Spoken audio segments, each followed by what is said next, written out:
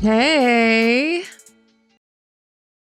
So it has been 1 week since the attack of the 600-pound fridge. 1 week from today. It's the 1-week anniversary. So I'm going to tell you the story of how it happened, y'all. This was not in my 2026 bingo cards, okay? I was not anticipating this. What a freak accident. I feel physically incredible and way better than it just went way better than it could have. Like, I'm in pain, I feel beat up, but I'm walking around. I'm, icing for 20 minutes and then moving around and then icing, but it's like nothing. Like, I could have died. My son could have died. Like, it just could have been so much worse. Psychologically, I feel messed up. I don't know if this is real or not, but I'm like struggling to find words, and that's concerning to me. I feel a bit slow, but I think, who knows, that could just be trauma or something like that. I keep having flashbacks, and I'm sure that'll go away. So my doctor ordered physical therapy and therapy, which is good and necessary. So that's on the books, but like, I'm fine. Like, I'm here, and then I'm going to go ice after this. Like, it's not, I'm no broken bones. Okay, but we'll just get into the story. And I'm getting all these news outlets wanting the story, and they're all picking it up. And I'm like, is it a slow news week? Like, what? Uh, yeah. Okay. So here's what happened. It's about 8:15 p.m. It's me and my 5-year-old daughter and 7-year-old son. And we had just done all our baths and showers. We were in PJs. We were getting ready for bed, school in the morning. I had text my nanny, who will come and she'll help me out with things even when they're at school. I said, don't worry about coming tomorrow. And we are just getting ready for bed. We're all cleaned and fed, and I decide to go to the bathroom in my room, and Poppy's already in. But they all sleep in my room at night, and Poppy is in my bedroom, and I hear "Mommy, mommy" from the kitchen. And by the way, I triple lock all of my doors because my son's an eloper, so there ain't no getting out of my house. Okay. But I hear "Mommy, mommy," and I hear a little. And so I run out from the bathroom, and there's my son standing in the kitchen under the fridge, just like looking at me like, "Mommy, mommy." In the fridge, my massive, this is not like a normal fridge. It's a obnoxious fridge. Okay. I can show you a picture here so you can just see what we're working with here. Okay. But this is a massive French door stainless steel 600-pound fridge. Okay. And it goes into the cabinetry. He's standing in front of it, and it's just tilted just slightly forward, but the doors are open, right? So it had tilted forward and the doors were open. And there's like some food and drink on the floor, right? Now, so I can't say for certain what happened.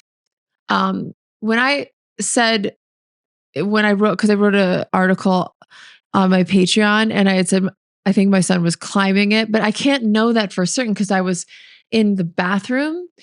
And also, you can't climb to, I think people thought he like climbed to the top of the fridge. No, there's no doing that. It's all, yeah, I'm just, look at the picture here and you can see what I'm talking about. But All I know is I came out and the fridge is tilted forward and the doors are a little open.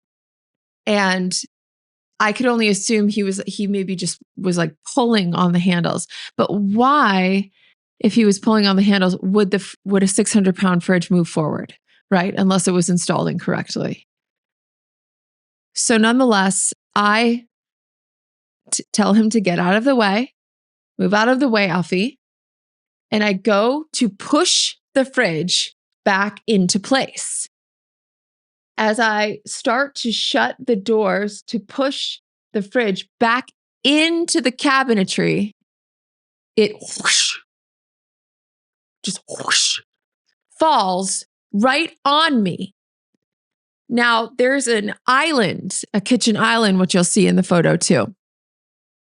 There's a kitchen island, and the fridge, the 600-pound fridge, pinned me against the island. Now, I'm 6 feet tall. So the fridge pinned my lower hips, lower back area. That's where I was really pinned. Now, it was crushing my torso as well and crushing like the torso area, but the biggest point of pressure and pain was my lower back and hips. That's what I just felt, this insane pressure. It was like, the best way I could describe it was like how I felt, and my back still hurts, so I should not be twisting like that. That was stupid. The best way I'm bruised on my arms and shit. I'm just a beat up, but it's nothing, dude. This is nothing. So compared to what it could have been. But the best way I could describe the pain was like contractions. It felt like that, like, that insane pressure when you're contracting. The noises I was making felt similar to when I was in labor and contracting, and that crazy pressure. It was like that. Now, at first I didn't understand. I thought I was going to push this thing right off of me and be done and move on and go do bedtime stories. Right. And then as I go, now I'm pinned, right? I'm pinned. And I start to try to push the fridge. And I realize quickly it's like pushing a building. There's no moving this fridge. In fact, the fridge it feels like it just keeps moving forward on me. Like just that feeling of being slowly crushed and compressed. Now, as it's crushing or just pushing hard, maybe crushing is the wrong word, but compressing on the upper part of my body, I start losing my breath. Of course, I screamed. My daughter came out. My son ran out the back, and I'm praying to God that he didn't run away, or try to, at least, from being scared of everything that just happened. Anyway, so I can feel myself losing my breath, right? And it becoming harder and harder and harder to breathe. By the grace of God, I had my phone in my pocket. Dude, I can't tell you how grateful I am that I had my phone in my pocket. Because had I not had my phone in my pocket, and that I was able to pull it out, because again, the fridge is pinning my lower back torso, right? So like that. So now I can get my hand in my pocket, pull out my phone, and place it on the island to call 911. Yo, I just think about this. I think about if it hadn't been in my pocket, and like, say I didn't know where it was, or my daughter couldn't find it, or I don't know. Like, I have a 5 and a 7-year-old. My 7-year-old is in the backyard. He's like hiding behind a bush. He's like freaked out and pretty much nonverbal, meaning he's not going to call 911. Poppy could have, my daughter. But anyway, I think about that. Like, if my phone wasn't accessible, right? So I'm like trying my best to stay calm, but I'm not doing a great job. I'm freaking out because I think in this moment that I'm dying. I'm like, okay, I don't know how much longer I can sustain, how much longer I have under here. Again, the pressure is so immense. Um, so I pull out my phone, I call 911. Now at this point, I'm just, dude, I'm just my back, my lower back, it hurts. Again, nothing. This is not a big deal. Um, I know I can already hear people, oh, but you're doing a podcast. You must be fine. Yeah, I am fine. Considering like I'll take a deep, sore, painful back over being paralyzed. It could have been so much worse. Okay. So anyway, so call 911 and she at first it's like an answer, not an answering machine, but it's like all of our operators are busy. And I'm like, oh God. So I'm just and then, Poppy's there and she's like, mommy, get out, get out. And I'm like, honey, I can't. We're calling for help. And it's like this, like that. And I could feel myself becoming like weaker and weaker. And you know how your intuition is really strong and you just know what's going on. I felt I had about 10 more minutes left in me before I went unconscious. I had about 10 more minutes before I passed out.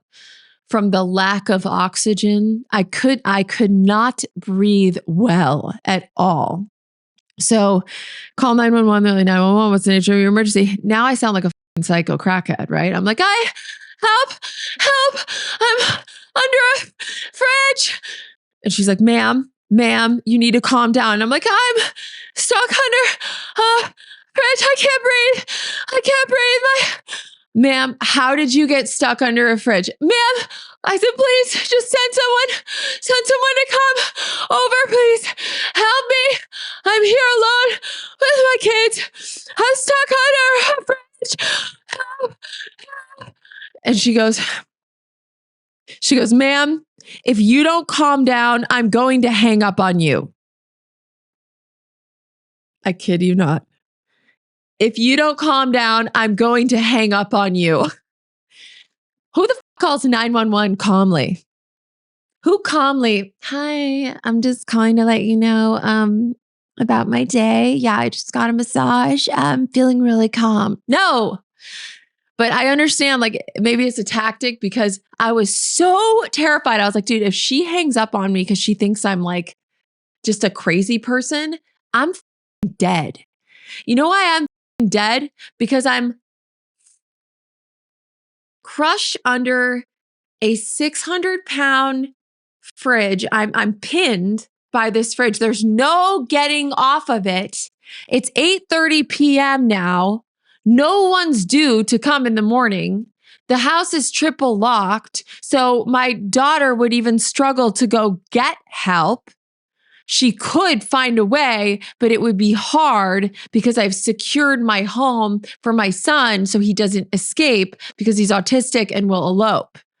So, and if I'm passed out and no one's due to come the next day, I was going to drive them to school in the morning, and whatever, their dad was going to pick them up from school. So I guess the next day in the afternoon, he would have been like, oh, why aren't they at school? And then maybe would have tried to come.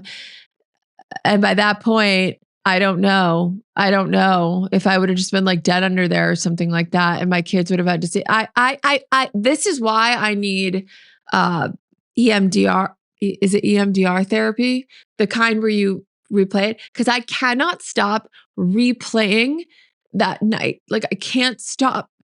I mean, I do. I'm fine. And then I'll just be laying there trying to go to bed and it flashes into my head of like what could have happened. Like when I'm in the bathroom, mommy, imagine if it fell on him. That would have killed my son. Hands down, he would be dead. It would have crushed him. So again, it's this weird mixture of feeling so grateful that we're all unscathed, basically. Like, yeah, my lower back hurt, I'm probably going to get an MRI. They did a CT scan at the hospital, but we'll get there. But we're fine. It just could have, if I went unconscious, I can't imagine what would have happened? Okay, so 911 dispatcher says, ma'am, if you don't calm down, I'm going to hang up.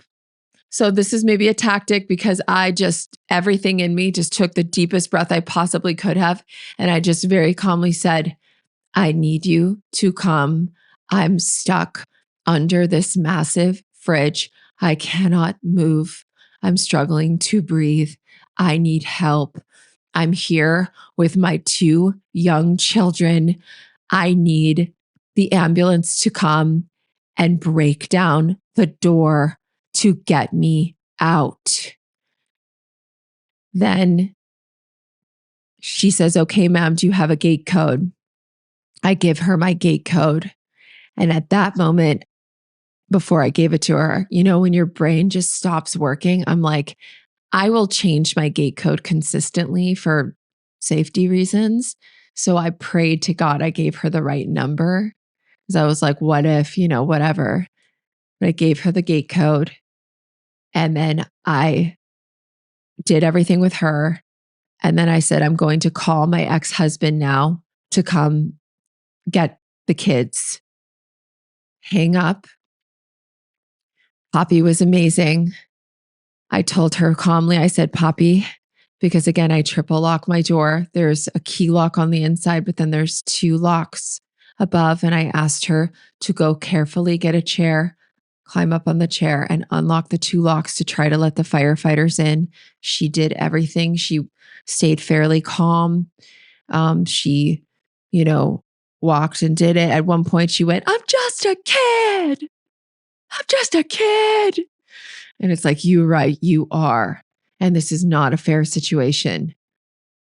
But she just was really calm and unlocked what she could have. There was still one more lock, unfortunately. And I then called my ex-husband.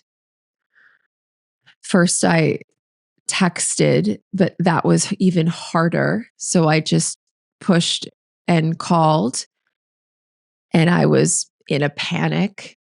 I said, because again, incredibly hard to breathe with all of that pressure just crushing me. And I can't explain it. It was like, it just kept getting heavier and heavier and heavier. And I could just feel it just slowly like killing me. I felt like it was just like going to be a slow death. But and there was nothing I can do. And I'm sure the anxiety of just being stuck and having your children there and being locked in and just, it was all so much. But I said, I'm stuck. I'm stuck. Come here. Help, come here. I'm stuck under the fridge, like that. And he's like, okay, just stay calm. Laura, don't scream. Conserve your energy. Don't scream. Stay calm. I'm coming. Now, of course, his car is getting fixed at the time. So like he's at his men's recovery meeting, which is like maybe 15 minutes from the house, even though he lives a mile down the way. I, for some reason, thought he was at home, but he was at a recovery meeting and he had no car. He had Ubered there. So I'm like, great. Calls an Uber and he comes. But the firefighters get there first and I could hear them trying to get through the front door and they cannot. Right. And then they go around to the garage door and they break that shit right down. They break that shit down. And then they come in and I can hear him down the hallway. And I said, help. And then their first question was, is anyone armed? Who's all in the house? Is anyone armed? And I said, no, it's just me and my kids. Help. And they're like, is anyone dangerous or something? They're like, it's all a blur, but they're basically asking if there's any weapons. And I'm like, no, just the fridge. The fridge is the only weapon. I didn't say that, but, and then they come into the kitchen and it's just like all a blur from there. All I know is it took 3 fully grown muscular firefighters to get this fridge off of me. I think they started with 2 and they got a third and they all pushed it off. And I sound like a dying bird at this time. I'm just like, which again, the only other time I was making that noise was right after I gave birth with no epidural. And that was the same noise. It was like involuntary, just, I don't know why that's my pain noise, but it is. So they pick me up. And now at this point, I cannot walk. Okay. I can't walk. I don't know the extent of the injuries. I have no idea. I just know I'm in an immense amount of pain from being stuck under there for about 20 minutes. And they put me on a stretcher. And I just, the second they pushed me off, the second they pushed the fridge off, I just said, "Where's my son? Where's my son? Where's my son?" Because he ran out behind me and I couldn't see him because I'm stuck, dude. And he runs out. And I said, "Where's my son? Where's my son?" And then I see just right past the sliding glass door, he's just standing right there in the backyard, just like staring like this. Like, poor boy, just terrified, you know? But so we see him, and then shortly thereafter, my ex-husband comes in and they take me on the stretcher. They said she needs to go into the trauma unit. Um, yeah, dude.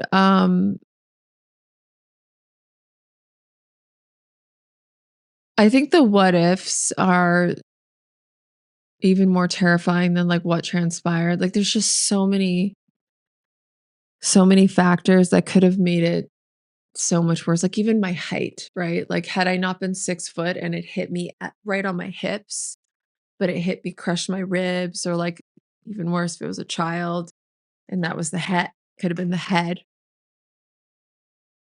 I just, that's what's really f***ing me up. But yeah, so then they take me out, and at this point I'm like so relieved that I got rescued, you know? I'm just like in this insane amount of pain. It hurts, but like I'm alive. My kids are safe. Like I felt just immediate relief, even though I was dealing with an immense amount of pain. I was just like so happy.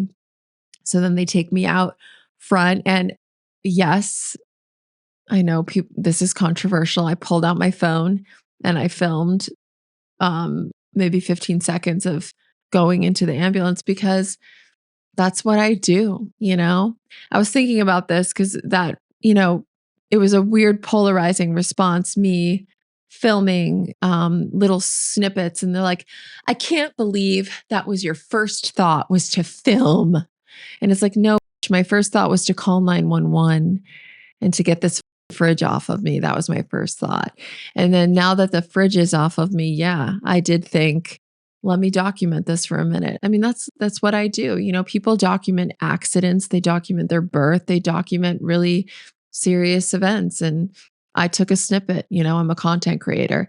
And it's funny that that pisses people off, but it's like, then don't do it. If a fridge falls on you, don't document anything. Don't, because that upsets you. So don't do that. But it's my choice to do that, you know? I'm sure you've watched a true crime documentary and go, why are they documenting this? Well, that's what they do. They make content. They're filmmakers, you know? I film little snippets of my life, good, bad, ugly.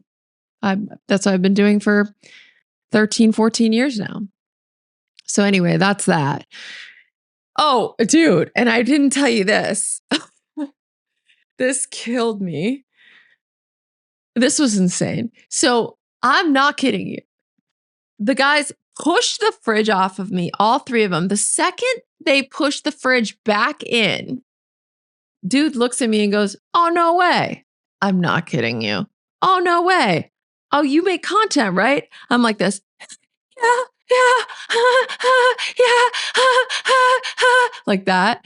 And he's like, oh, I watch all of your videos. Like, I watch all you guys, this chick makes stuff. I watch her TikToks. I watch all her videos. Have you guys seen her videos? And I'm like,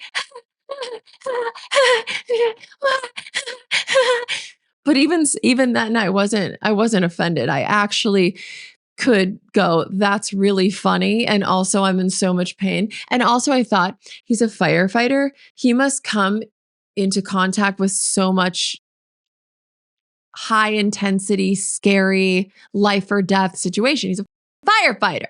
So for him, it's just another day on the job. Like, I didn't get to ask him, like, have you seen this specific thing happen before? But like, that's just what he does. He's just like goes into very traumatic situations every day.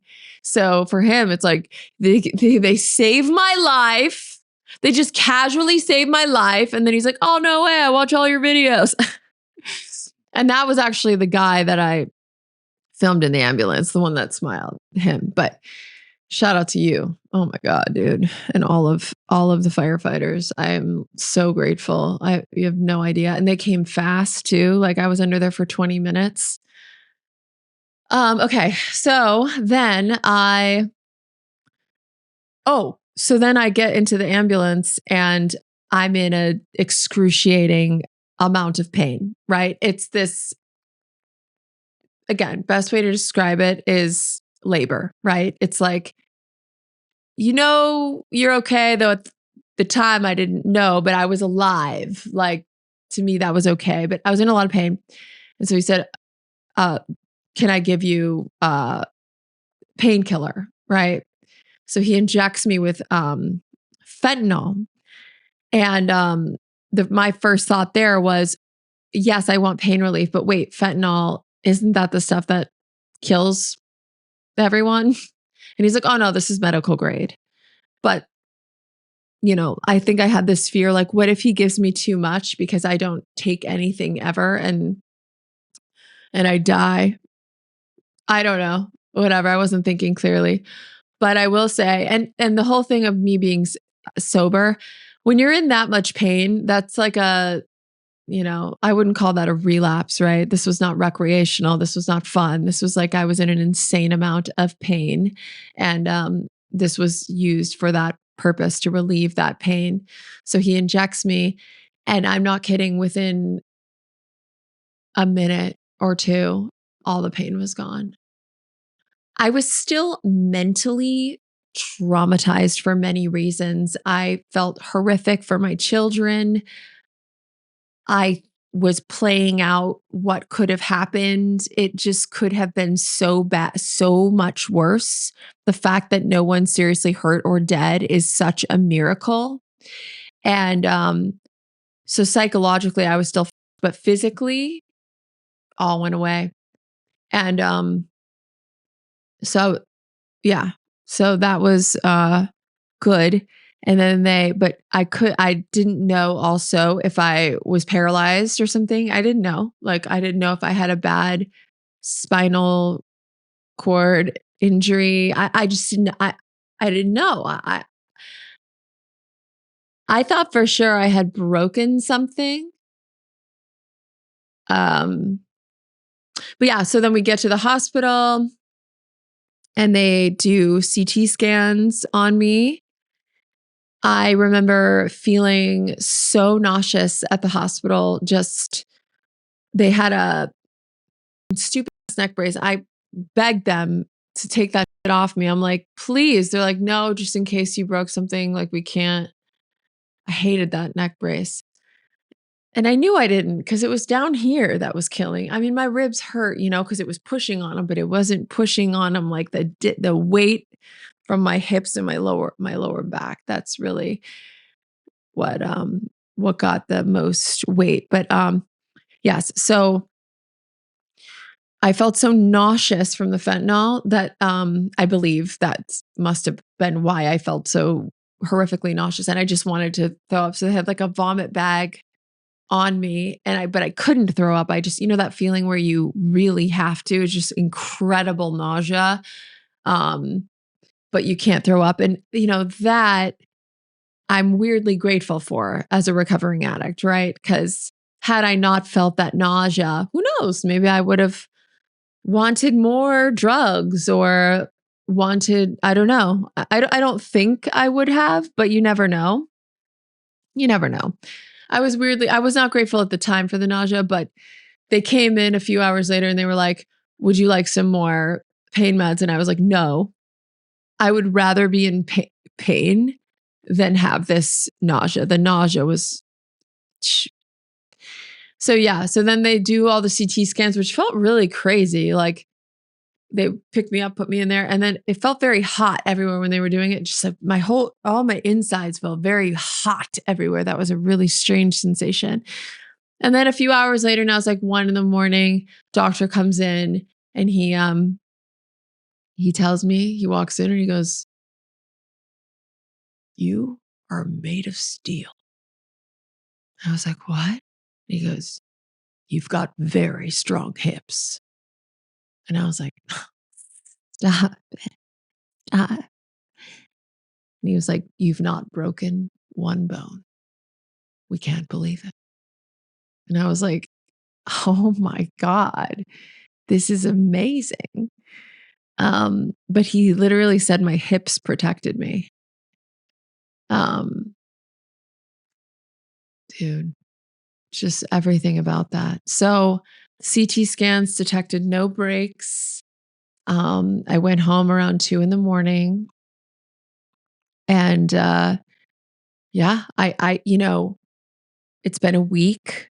I'm in pain. It's funny because the doctor was like, you might be, better in a week, back to yoga.